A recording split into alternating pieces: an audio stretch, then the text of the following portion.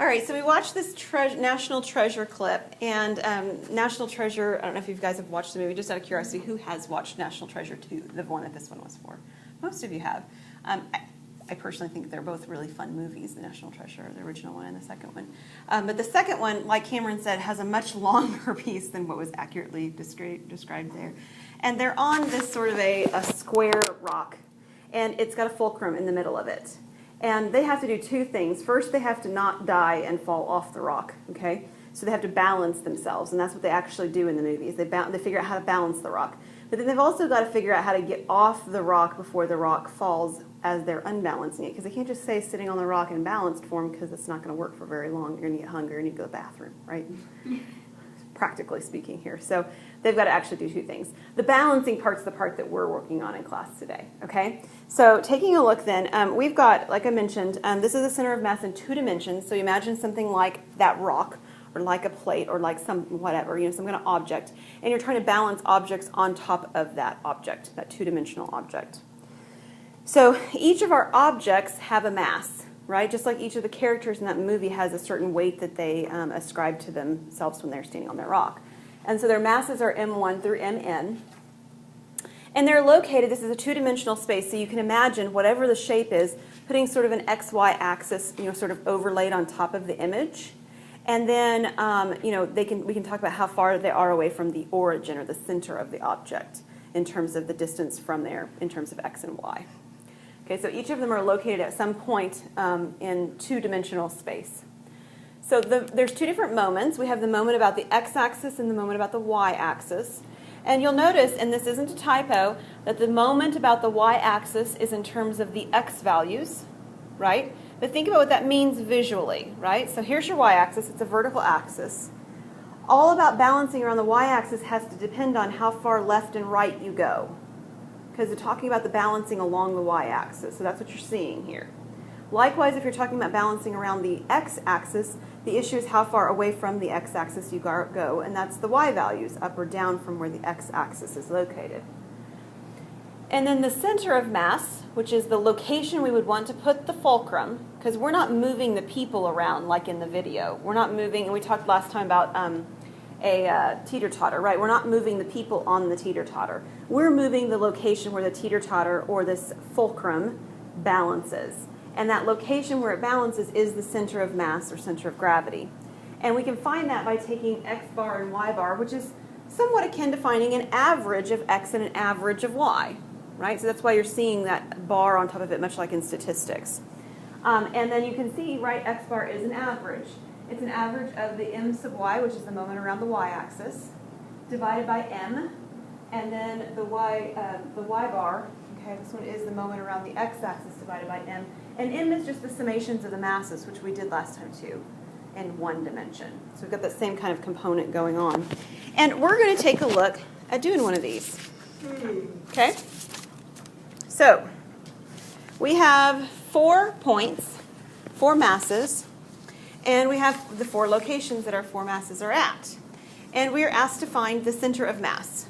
So finding the center of mass, going back to this slide before, means I actually have to find 3 different quantities, right? I actually have to find m sub y, the moment around the y-axis, m sub x, the moment around the x-axis, and I actually need to find m itself. Because if I have those 3 features, then I can find x bar and y bar. Make sense? Okay, so I have 3 summations to find, and I know you guys kind of groaned when you saw the summation, those of you who were here, saw the summation symbols last time. We talked about they're just sort of a shortcutted way to write them. That's all they are. So we're going to take, and we're going to find these 3. So our first one, which one do you want to find first? Mx, My, or M? M. Okay, M is the easiest one to find. So M is found by taking the summation, from I equals 1 to 4, because I only have 4 items in this one, of M sub I. And realistically, just with these numbers themselves, this means 12 plus 6 plus 4.5 plus 15. And somebody's going to quickly either add it in their head or grab a calculator and do it and tell me what you get for M.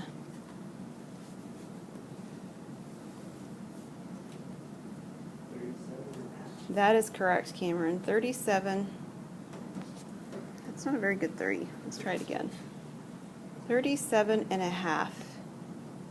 Okay, so that's my first of my three summations. How about we just go with mx next? Okay, so mx is the summation of the mi yi. Okay? Got to remember which one you're working with. I equals 1 to 4.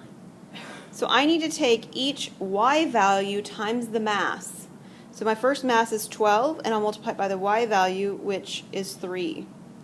My second mass is 6, and the y value is 5. My third mass is 4.5, with a y value of 8. My last mass is 15, with a y value of negative 2.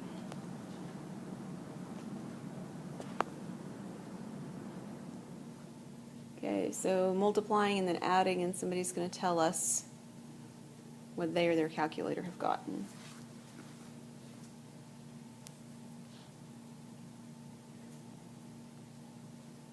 Hannah, you've got it, don't you? 72, that is correct. And we're going to do one more of them. This is my. And so this is the summation from I equals 1 to 4 of mi xi. So the same masses, but we're going to multiply by the x value. So the first x value is 2. The second x value of negative 1. The third x value of 6. And the last x value of 2. What's that one?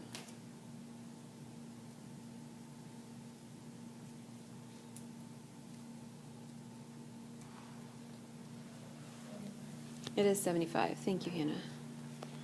Okay. So I'm not done, though. I'm supposed to find x bar and y bar. So x bar is found by taking m sub y over m. Well, that would be 75 over 37.5. I'd love it if you could do it in your head, but if you don't want to, grab a calculator. What do you get? 2. You do. That's why I said it's a pretty nice one. All right, so I need a space separator just so that I can keep working here since I'm running out of space. Let's do y bar. Whoops. So this is m sub x over m, and m sub x was 72 over 37.5. And your book tends to gravitate towards, and I don't exactly know why, but using decimals. So decimals are perfectly fine. If you don't like the decimals and you want to turn it back into fractional form, that's okay too. But if we use decimals, what do we get for 72 divided by 37.5? 1.92. So the center of mass, which I don't have space at the bottom to write down, is actually 2, 1.92. So if I were to locate my fulcrum in space at x equals 2, y equals 1.92, then this would be balanced with these particular objects at these particular locations with these particular weights. Make sense? Okay, so nothing more than addition, subtraction, and multiplication, right? Oh, we had division at the end too, but that didn't cause us much grief either. All right, so that's great. Now we're going to do one more sort of an idea, and that is about planar laminas. So the center of mass of a planar lamina, so consider a thin, flat plate of material with constant density. That would be called a planar lamina. Density is a measure of mass per unit volume. For a lamina, it's mass per unit area because it's thin and has uniform density. That's why, okay? The uniform area is notated rho. That's a Greek letter. It kind of looks like a P. And then for an irregular shaped lamina, then the mass is figured by taking rho times the integral from A to B. You knew integrals were coming back into play, right? We weren't just going to add and subtract, multiply, and divide today. I know, it's such a disappointment. And so this is actually rho of the area. So we've got our density of this area, area of A of the region. All right, so we are going to be working with specific functions. And did everybody get that last slide, everything written down? Okay, let me move it back. I'm so sorry. We'll pause a little longer.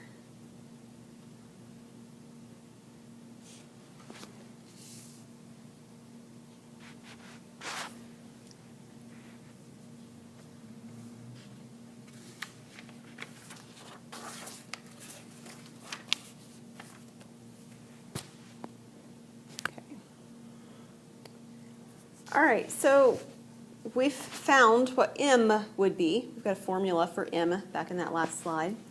And we've also got this issue of finding the moment about the x and y axis, m sub x and m sub y, just like we had before.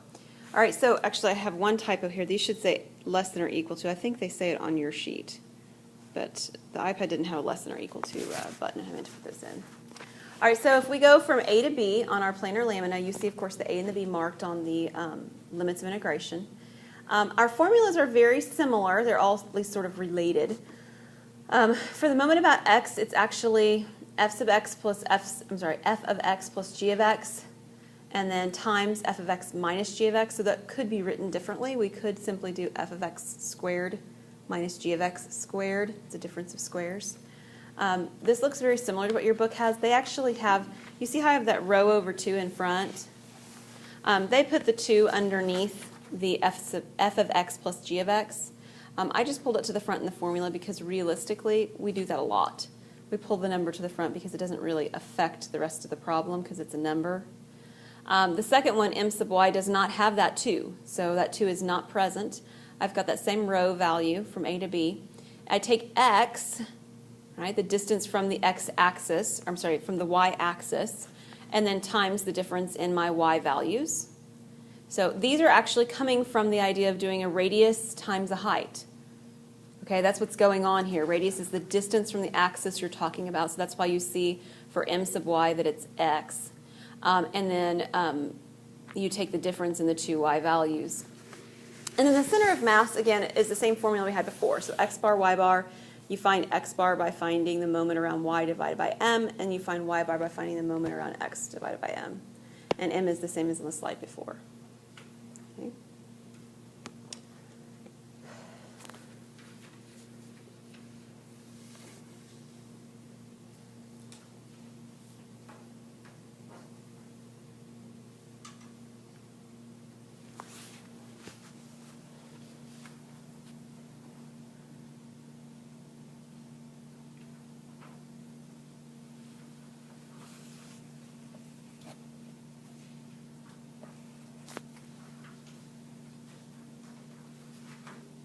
Okay, can I go to the next slide?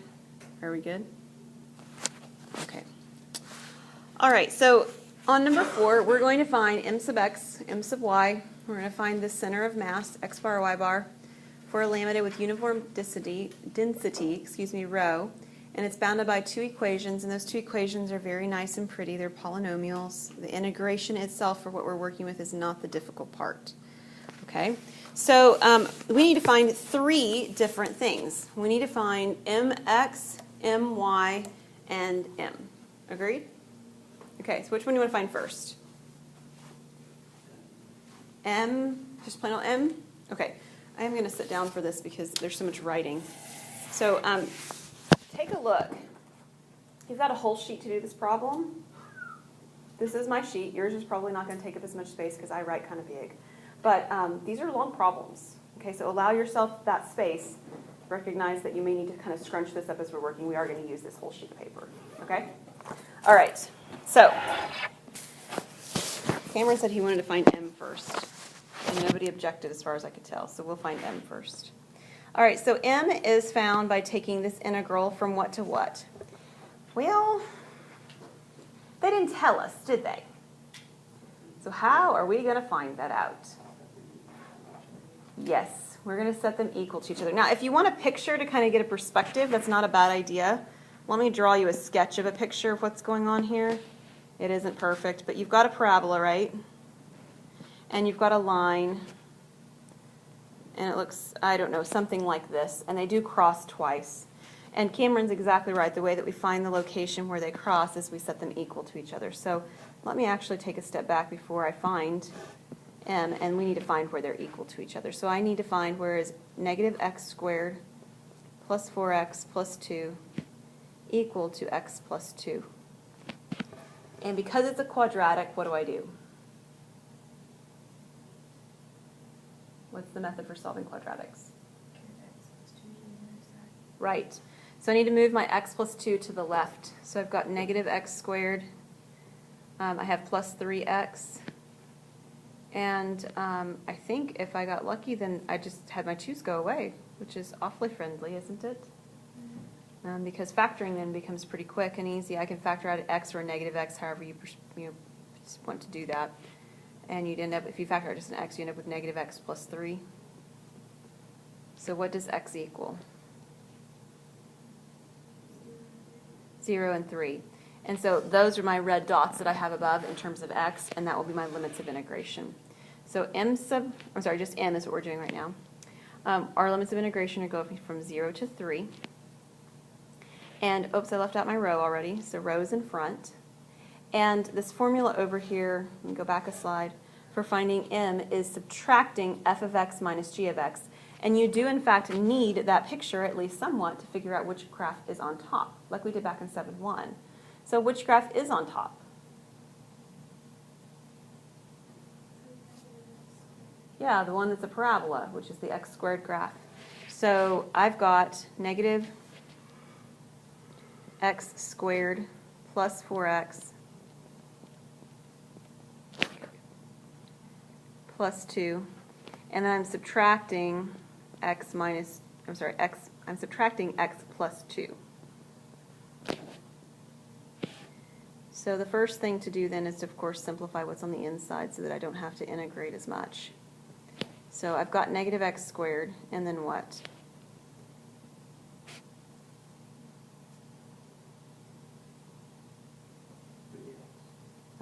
Plus 3x. Okay. Plus 3x, and then just like when I was finding where they were intersecting, the 2's actually end up canceling out. Got a positive 2 and a negative 2. I don't know about you, but I can take that integral pretty quick. I think you guys can too. So what is the integration of negative x squared? Negative x cubed over 3. Right. And then the integration of 3x?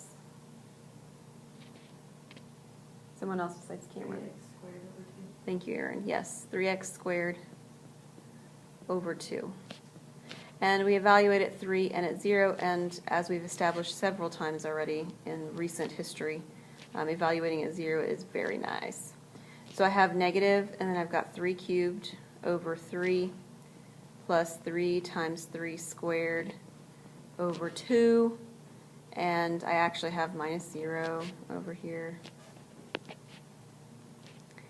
And if you grab your calculator, I shouldn't have put the row there actually.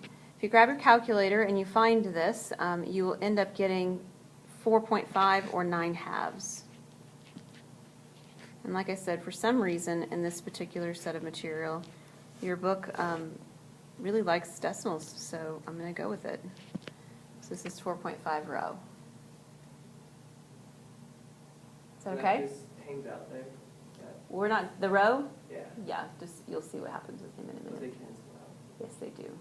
They do. And that works because the uniform density is actually a constant because it's uniform, right? So, okay, everything good with m? Okay, we have 2 more integrals to find. mx or my next? Which one? Mx, okay. So mx has a row over 2, still an integral from 0 to 3. And then it has the first value, the y values added and the y values subtracted. Those are the 2 things we're going to do. So we've got negative x squared plus 4x plus 2 plus x plus 2 times negative x squared plus 4x plus 2, and then actually minus x plus 2, which we've already done back on the previous screen. Right? So let's simplify the first one, and then we've already done the second one, and we'll get to him in a minute. All right, so what do we get on the first one? What does this simplify to? I'll start you out. It's negative x squared. Then what?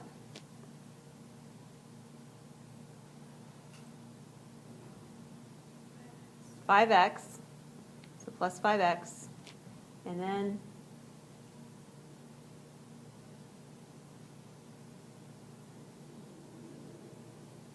Please, somebody tell me the number so we can move on. Plus 4. Plus 4, thank you.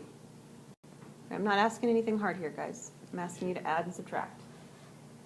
I know you can do it. We already did the second one here. It was negative x cubed plus 3x. Is everybody good with that? Okay. Isn't it negative x squared? Oh, I wrote the wrong thing. You're right. Thank you. Yes, it is. Okay. So I have to FOIL this out. FOIL's not even a good word here because I don't have 2 by 2. It's 3 by 2. So this is like back in college algebra, right? So you're going to take the first term times each of the 3 over here. And then you take the second, sorry, there's only 2 over there. And you're going to take the second term by each of these 2 over here. And then you're going to take that last term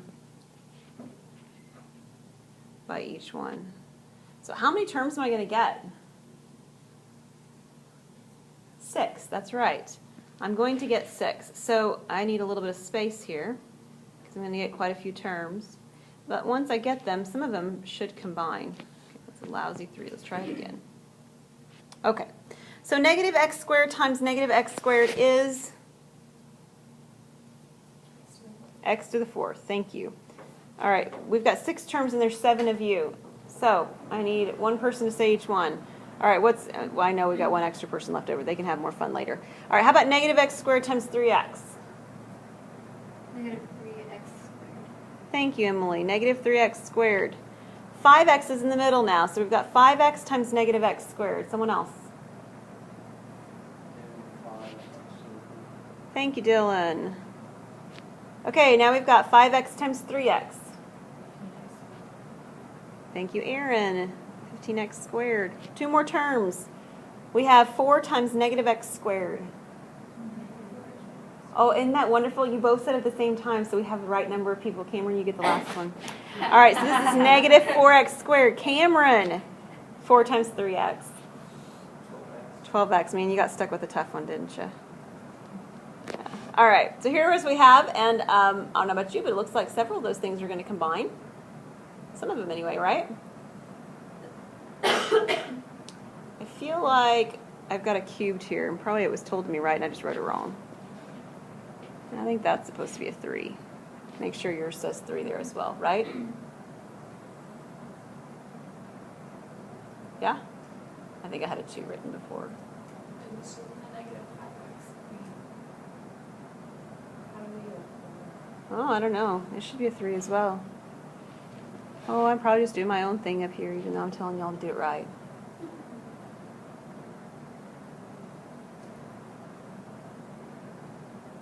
I got a 4. I've got 2 that have x cubed, 2 that have x squared, and the one that has x. That's what they should have. Okay.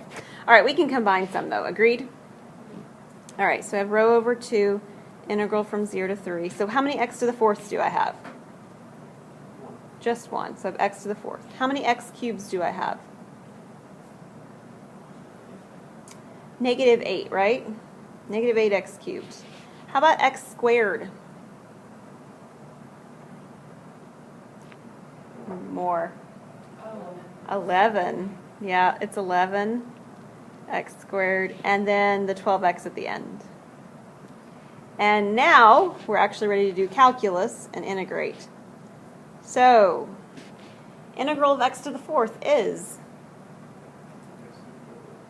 x to the 5th over 5. Integral of negative 8x cubed.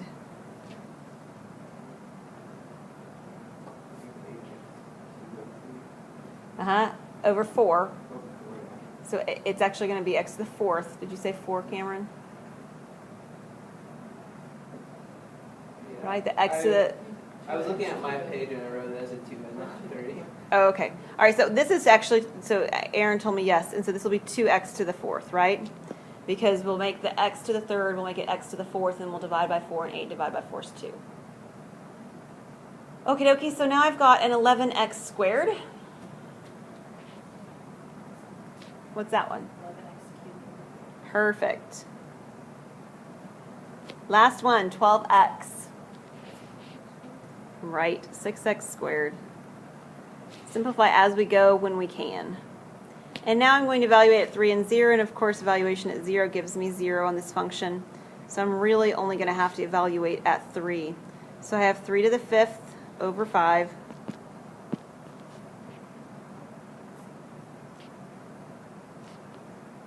Minus 2 times 3 to the 4th plus 11 times 3 cubed over 3 plus 6 times 3 squared. And then again, technically there's minus 0 at the end. If you don't put the minus 0, that's okay with me. I don't have a problem with that. I just am going to continue to do it on the board because I want you to realize that you really do plug that number in. So if you didn't have a 0 on the end there, you'd have had more work to do. Agreed? Yes. Okay. So if you plug this in, I'm not going to have you do it in your calculator, but I trust that if you plugged it into your calculator, you would do just fine. And if you do this, you'll end up getting 19.8 rho. So I included the division by 2 when I did that 19.8. Okay? So all the number in parentheses times 1/2 or divided by 2 gives me 19.8, and then I have rho. All good? All right, we have one more, and it's not quite as long just because we don't have as much algebra to do with it. It's m sub y. So m sub y is the integral again also from 0 to 3. This one's of just rho. And then we take x times f of x minus g of x. And we've done f of x minus g of x several times, but again, I'll write it all out for us just so that you're clear of where these numbers are coming from. So that's f of x, the equation that's on top, minus g of x, which was x plus 2 on bottom.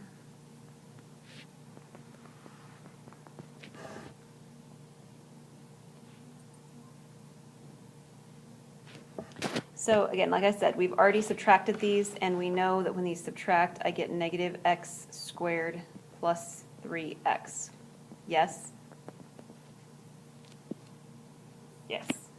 And then we're going to multiply that by x. So what do I have?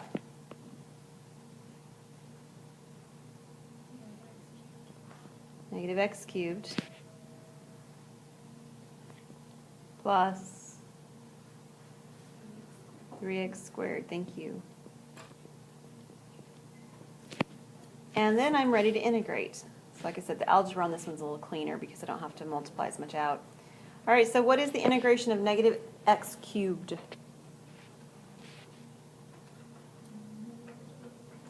Yes, thank you, Kendra. Negative x to the 4th over 4. And then the integration of 3x squared?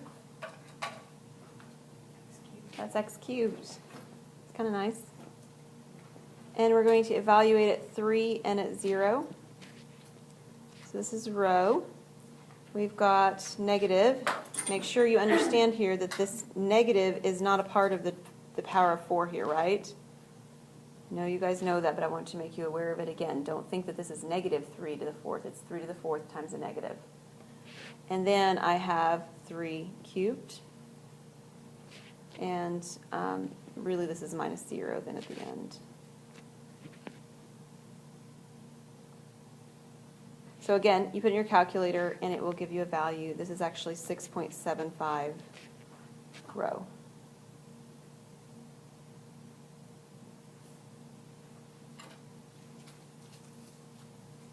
We actually have found 2 of the things the directions asked us to find. The directions asked us to find mx and my, which we have found. But it also asked us to find the center of mass, x bar, y bar, right? So I need to find x bar and y bar. So how do I find x bar?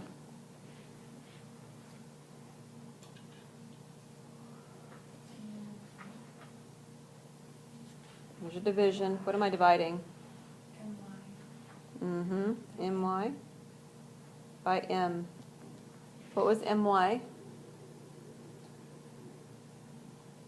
Can't we just have? There we go. We just found it. 6.75 rho, right? What was m? It was 4.5 rho. So the rows, as Cameron observed earlier, the rows cancel out. Agreed? Somebody grab your calculator. What is 6.75 divided by 4.5?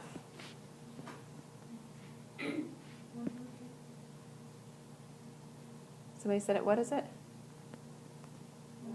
1.5. That's right.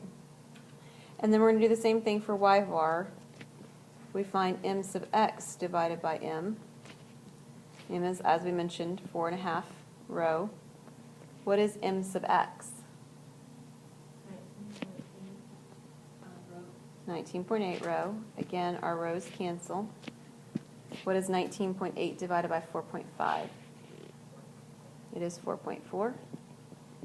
So our center of mass, x bar, y bar, is 1.5, 4.4.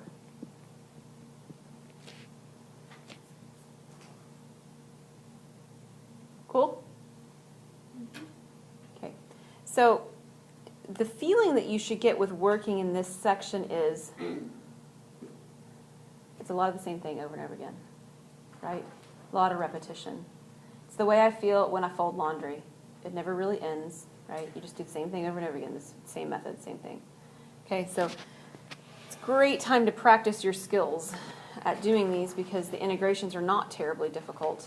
Now, I am going to do another one here at the end that's a little bit unusual, but it's an example of a centroid. So a centroid is the center of a mass of a region with constant density where rho is 1. In essence, what you do is you calculate x bar, y bar, and you let rho equal 1. But that doesn't really do a lot different than what we just did, right? Because the rows canceled out anyway, didn't they? Okay. So we're going to do an interesting one because, and the reason it's interesting I would want to add is because if you take a look at this equation, I don't have any numbers in it. Okay? Now, you might think that's sort of problematic, and you'll find very quickly that it really is not that problematic. But the first thing I want to do is to kind of try and get a feel for what in the world this graph would look like. Okay?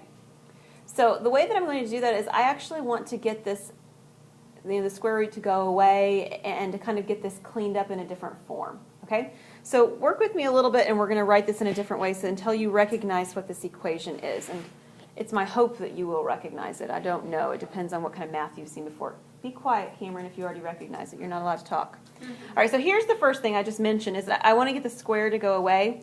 So, the square root to go away. So we are going to square both sides, okay? So this is, and I'll move over here to the left so I have more space to work. This is y squared equals b squared over a squared. And then I actually have a squared minus x squared.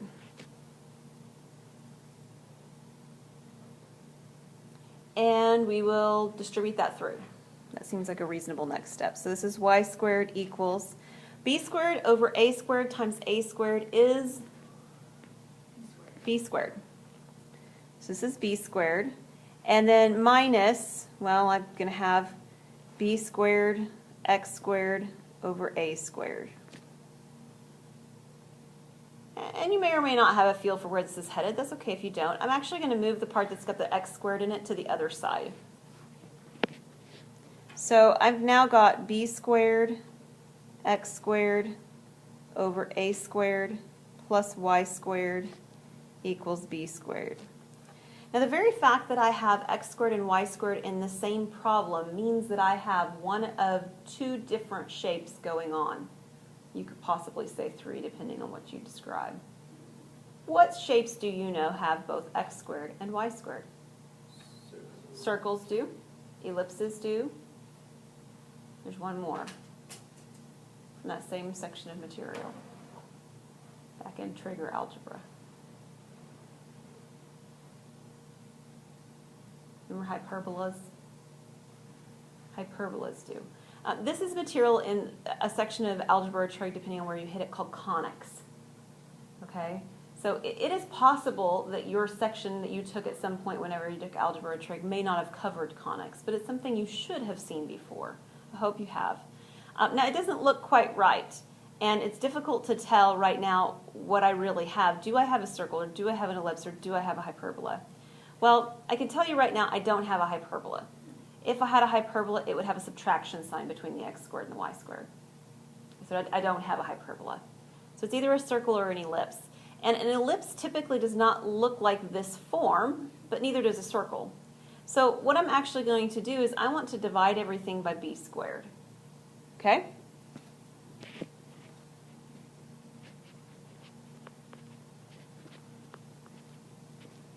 So my equation now looks like x squared over a squared plus y squared over b squared equals 1. And that is an ellipse. If it were a circle, the denominators would both match, and they don't. So this is an ellipse. If you remember, an ellipse has a sort of an oval shape to it, right? It looks something like this. That's not great, but you get the idea. Okay. Now, and I sort of drew it like it was wide. You could also draw it like it's tall instead, so it looks like an egg shape instead of like a football shape, or whatever. But it doesn't really matter how you draw it because we don't know what A and B are. I mean, right? We're just sort of supposing what they are anyway. I mean, it doesn't really, don't really have a perspective to put here.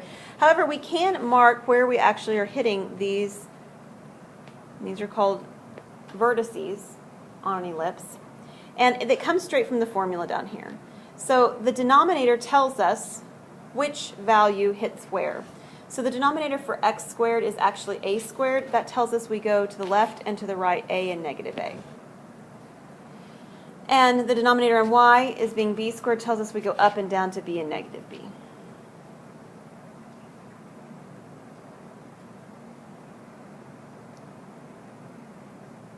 So we have an ellipse here.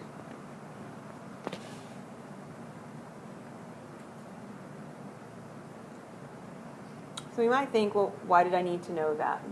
Well, the reason you need to know that is because in order for us to find little m, we're going to run into a problem. Okay? So we're going to find little m first, and we'll see very quickly why we needed to know that that was an ellipse. All right, so little m is actually found by taking the integral. This is all in terms of x. So where does x end and where does it start?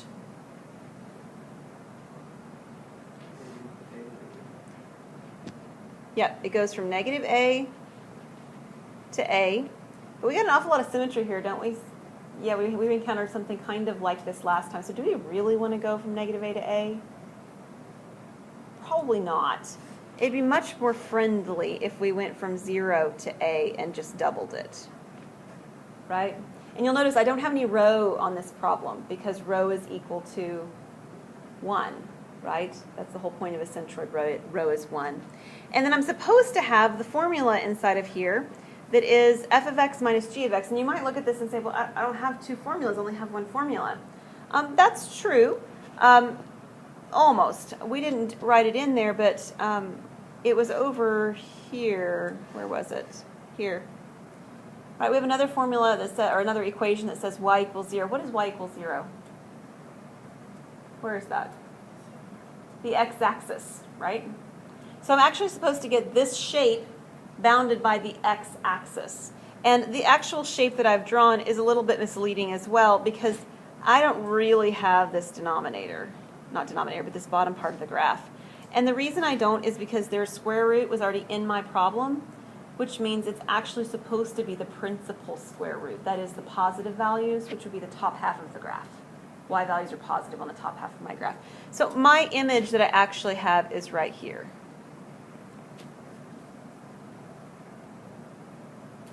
Okay, so are we all okay with that? And that's actually really nice because the equations I have then are the curve on top and 0. And do you like to subtract 0? Yeah, it's very nice. So when I'm looking at finding this equation, all I really have is the equation of the top graph, which was it b over a? Yeah, b over a, and then the square root of a squared minus x squared dx. So this is legitimately what I'm supposed to find. And even if you had numbers in there, you would recognize that this is problematic. Because you have an integration with an x squared underneath a square root, which sort of pulls at your heart to do something with u substitution. but there isn't an x on the outside to make that work. So right here, we run into a problem because you do not have techniques for this yet.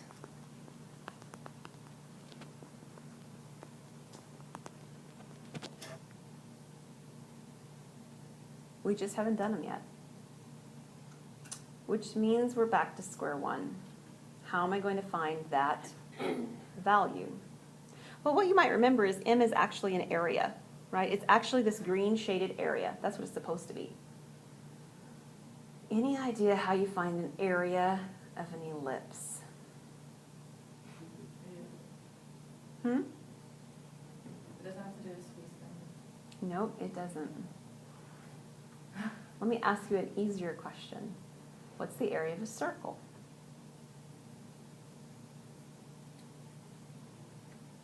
This is not a trick question. You should know the area of a circle. This is like a 4th or 5th grade topic. There's so many other formulas. Oh, come now. I bet it's in the front of your book. I didn't. Oh. Okay. Let me write in the area of a circle. Okay, this is a circle here. The area of a circle is pi r squared. Oh, yeah. Now everyone look at this and say, oh yeah, like Aaron did. Yes. But think about how a circle is related to an ellipse. What's different about them? It's there. Okay, so it's not equal distances to the top and to the side, right? So on a circle, we have an equal distance of a radius r to the top and r to the side. And what happens when you multiply r and r? Pi x, y. Well, when you multiply r and r, you get r squared. That's where this r squared is coming from. It's because you multiplied the distance up on x and the distance up on y and the distance over on x. So we're just going to take pi r? No, because we don't have an r. But if you look back at our picture, Or pi ab. we have these two right here, right? That's the equivalent of a radius, or the similarity of a radius to a circle. So yeah, the area of an ellipse is actually pi, and then the general form is actually the general form we're working with AB. But we don't have a whole ellipse. So what's our area? Half of that. So our M is pi AB over 2. So everybody say, thank you, Dr. Hands, that I didn't have to do this problem on my own. Thank you, Dr. Hands. That's didn't what I do thought. this problem on my own. Okay, but do you understand this idea? Okay? The ones that you're working with, I believe you will be able to integrate. You're not going to have something you can't. But if you have something that you can't integrate, you got to do it some other way. And this is a geometric object. It has an area, and we can find that using geometric formulas. All right, but I am not done at all. I only found one of the 3 integrals, and I've got 2 others to find. So let's move on to mx or my. How about we do mx? It's the harder of the 2 usually because the algebra is a little bit longer. So mx, my integral goes from 0 to a, and it's doubled, but the mx formula has a 1/2 in it, right? Yes. Dylan, you're looking at me like you don't remember the formula, so let's go back here. Why'd you stare at Let's me? go one more. I don't know. I'm just looking around at everybody. So do you see the formula? This is the last problem we did. We had rho over 2. Well, we don't have rho in our problem because rho is 1. But the over 2 part for mx means that when I double the over 2, I don't have anything in front. Okay? Everybody good with that? So it's not that I'm not multiplying it by 2. It's just that when I multiply by 2, the 1/2 goes away. Okay, so we're back here. And then we're supposed to take the formula for f of x minus g of x and f of x plus g of x. But somebody tell me real quick, please, what is g of x? Why? It's 0. It's y equals 0. So if I take f of x, which is b over a times the square root of a squared minus x squared, and then this is minus 0, And then I have b over a times the square root of a squared minus x squared. And then I have plus 0. Don't I really just have b over a squared minus x squared twice? Right? These two pieces are really all I have here. And what happens when you multiply things by themselves? Well, you get squareds, right? So I've got b squared over a squared, which is a number. And then what happens with the square root parts? They disappear. Well, the square roots disappear, which is what I think you mean, Cameron, right? Yeah. So I actually end up with just a squared minus x squared. Is that okay? We can distribute the values through this now if you'd like. Or we can pull it out in front, the b squared over a squared. And I think that's what I'm going to do just because we haven't sort of done that yet. Why can I do that with the b squared and the a squared? They're constant. They're constants. Okay, you can only pull constants to the front, and b and a here are constants. They are numbers. We just don't know their numerical value. All right, so then I actually need, can we do what? Yeah, because it goes from U to A and then you Oh, have I'm sorry, I didn't mean to. Got carried away, thank you. 0 to a. That's better. Okay, it doesn't look like a good a, but it's okay. Now I need the integral of a squared. Isn't that just a constant? Or 0? It is a constant, but I need the antiderivative. Right. You guys make me so proud. I was fully expecting somebody to tell me a cubed over 3. Okay, remember it is a constant, like Cameron mentioned. So a squared's a number, and the way we have an antiderivative for a number is we multiply it by x. However, x squared is a variable, so what is its antiderivative?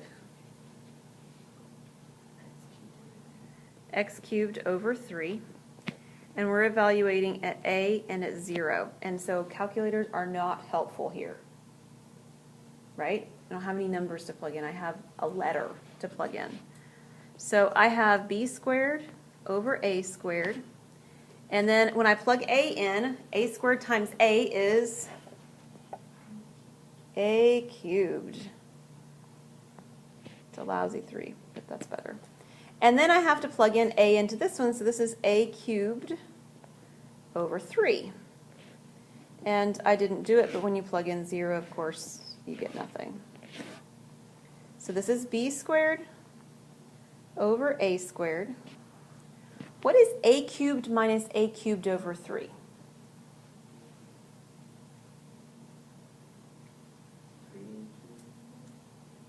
No.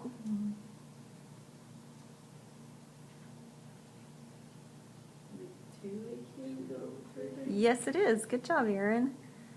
2a cubed over 3.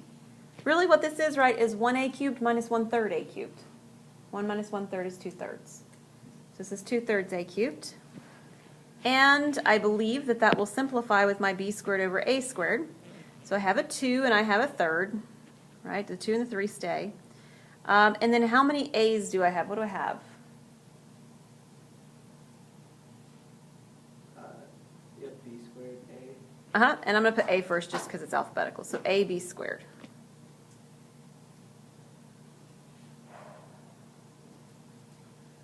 It's more work working with letters, isn't it? Can't use my calculator. But I'm not done because I only found one of them. I need to find one more. Agreed? And as much as I usually would tell you, and I have told you on the last problem that I like finding my better, my here is more work. Simply because in mx, the square roots canceled out when you multiplied them, didn't they?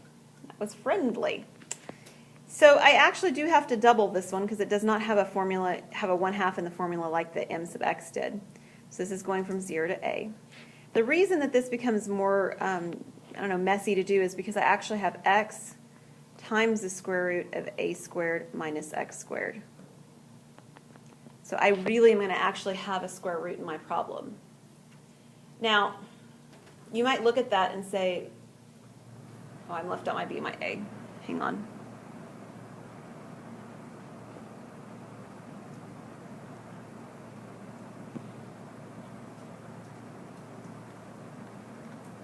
All right, there we go. You might look at that and think, well, isn't that the same thing that I did basically when I did M and I told you that you couldn't do it because, you know, you didn't have methods for doing it yet? And the answer is not quite, right, because I've got an X on the outside. And that X on the outside means that you do have the methods to do this. What method do you have that you can use? Yeah, U substitution.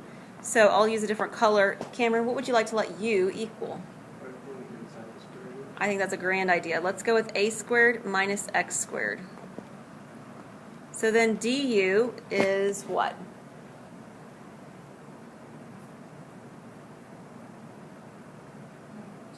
Negative 2x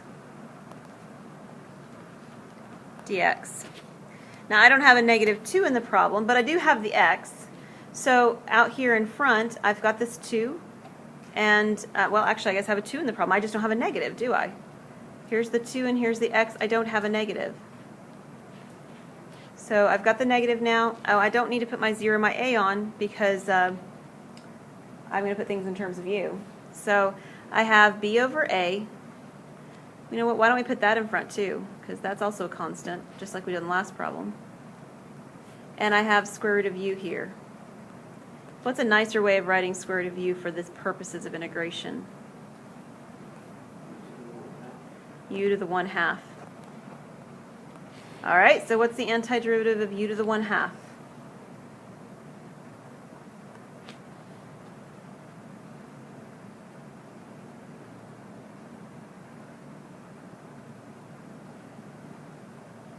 Power rule, right?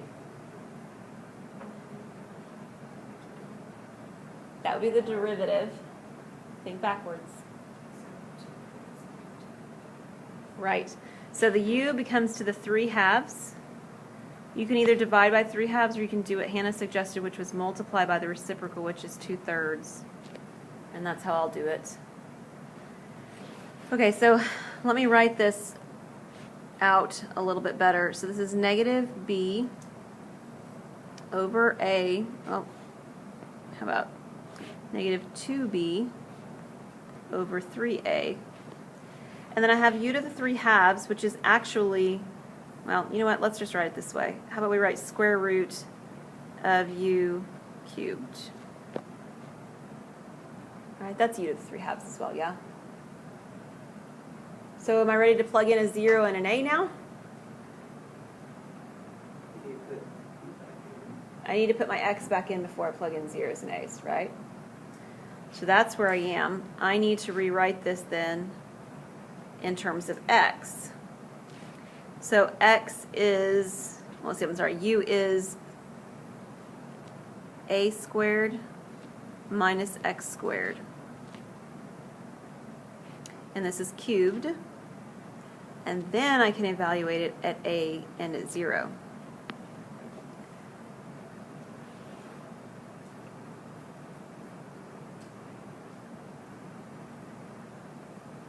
Okay. Now, interesting thing's going to happen here. Because normally, I plug the top value in and I get a number, and I plug the value on the bottom in and I get 0. What happens when I plug a in? I get 0, don't I? Because I've got a squared minus a squared, so this whole thing will be 0. So this is actually negative 2/3 or 2b over 3a in front, and then it's 0, and then it's minus. So it's actually plugging in the 0 on this one that gives me the value. Okay? So when I plug in 0 here, I have, let's see here, I have the square root of a squared cubed. What is that? Well, what is a squared cubed? It's a to the 6th. You know, you multiply the exponents, a to the 6th. What's the square root of a to the 6th? A cubed. You can do it like what we just said out loud, or the other thing you could do when you're looking at this is that you could recognize that the square root and the square cancel, leaving me with the cube when I'm done. So I'm going to run out of space here. I end up with the negative 2b over 3a times a cubed, sorry, it's negative a cubed, right? Because there's a negative right there. Negative a cubed, which is good because my negatives cancel. Agreed? What does this end up being? 2a squared b over 2. Which looks very similar to the other one, didn't it? But the a is squared instead of the b being squared. But glory be, we're almost done. We're supposed to find x bar, y bar, right? And I found all three pieces of information I need to do that. So, x bar, we've done several of these now. What's the equation for finding that? My over. Right, my over m. And my is the one that I just found, which was 2/3 a squared b, wasn't it? And then I'm supposed to divide by m. What was m? Pi AB. Pi ab over 2. So we've got a fraction within a fraction, so we can multiply by the reciprocal, right? So I'm going to actually write this as 2a squared b over 3 times, and this would be 2 over pi ab. So 2 times 2 is 4. And the 3 and the pi are staying in the denominator. What about the variable, or not variables, but the letters, the a and the b? You just get an A. You get an a, and I get it on top, don't I? Okay, so this is a, or the value for x bar. Y bar then is going to be mx over m. So mx was 2/3 ab squared over pi ab over 2. And again, I'll write this as 2ab squared over 3 times 2 over pi ab, which gives me a 4 on top, a 3 pi on bottom, and what else? A B. B, on top with the 4, right? So my center of mass, or my centroid in this particular problem, x bar, y bar, is 4a over 3 pi, 4b over 3 pi.